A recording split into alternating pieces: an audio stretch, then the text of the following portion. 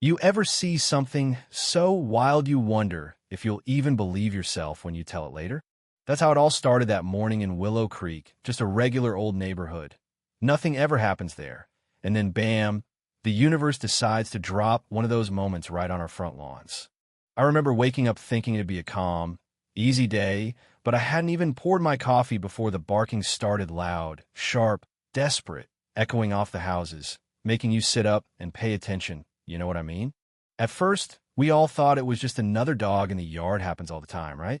But then it wasn't just barking anymore. It was this deep, panicked howl coming from the iron gate at the end of the side yard. That's when I saw him, a massive German shepherd, wedged tight between those cold, rusted metal bars, his head stuck so bad he couldn't even turn to look at us. The poor thing was thrashing, yelping, saliva hanging off his jaws like he was fighting for his life, and suddenly our sleepy street turned into a full-on emergency scene. People came out of their homes, slippers still on, some clutching coffee mugs, all drawn by that awful noise. You could feel the fear building, the tension in the air, nobody sure what to do, but everyone knowing we couldn't just stand there. First on the scene were Mr. Halverson from across the street, old school, always calm in a crisis, and Eli, the teenage kid from 2 doors down, good with animals, good with people. They crouched low, talking soft, holding out gloved hands, trying to show the shepherd they weren't a threat.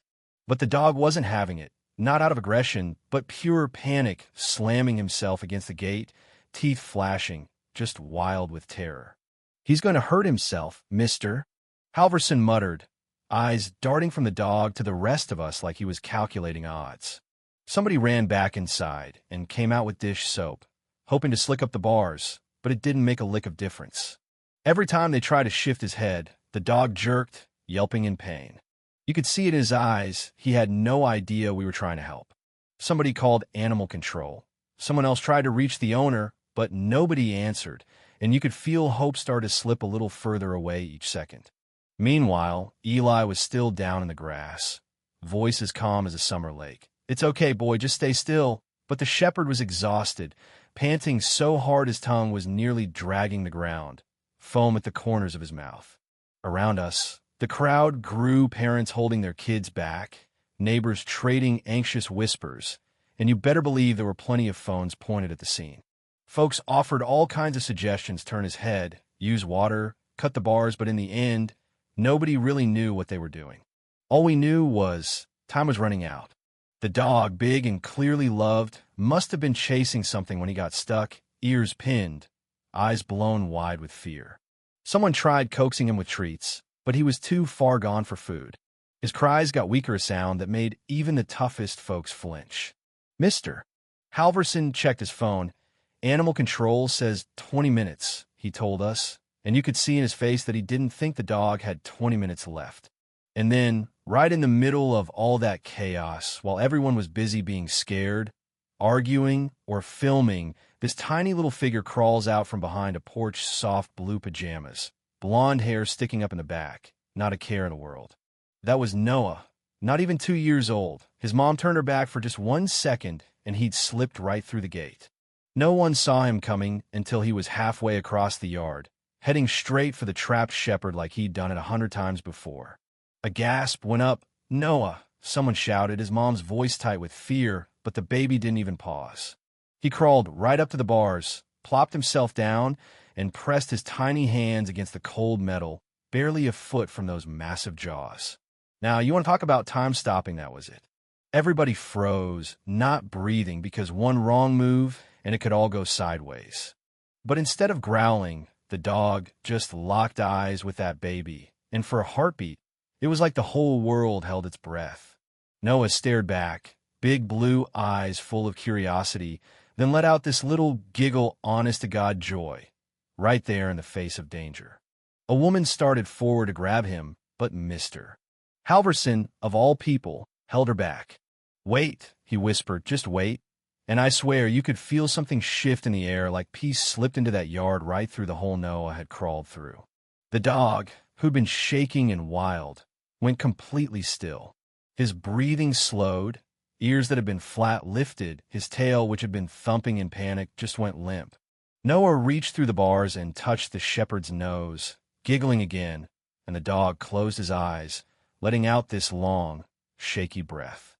You could see the fear draining out of him, melting right there under that baby's touch. I know how it sounds like something out of a movie, but every single one of us was there. Eli and Mr. Halverson moved slow, careful not to break the spell, and for the first time, the dog didn't flinch or pull away. Someone got their arms around his body. Another checked the bars. He's not wedged as tight now. They whispered, hope flickering back. Eli nodded at Noah, who was still sitting calm and quiet, like he was cheering them on just by being there. With Mr. Halverson holding the gate steady, Eli gently twisted the shepherd's head. One careful motion stuck for a second. Then, with a soft pop, it came free.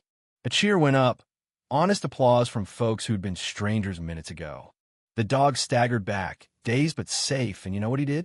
He didn't run, didn't bark. He walked right to Noah, pressed his big head against the baby's shoulder, and stood there, letting Noah pat his ears while the crowd wiped away tears. Yeah, even the tough guys. Phones were snapping pictures, neighbors hugging, and you could hear somebody whisper, that baby didn't just save the dog, he changed all of us. It was more than a rescue.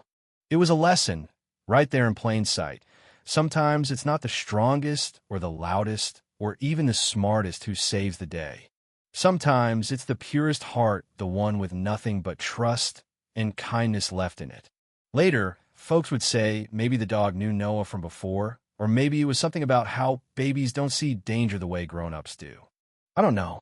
All I know is that morning, in that ordinary neighborhood, we got reminded how a little innocence can turn fear into hope, panic into peace, and strangers into family, if only for a minute. So, what do you think? Honestly, was it a miracle, just dumb luck, or maybe something in all of us that wants to believe in simple kindness winning out over fear? You tell me, and don't just scroll past. Comment below. Who's the real hero in this story, the dog, the baby, or the community? Would you have let Noah crawl up to that gate, or stepped in to stop him? Let's talk about what courage, trust, and second chances really mean in a world that sometimes forgets how simple they can be.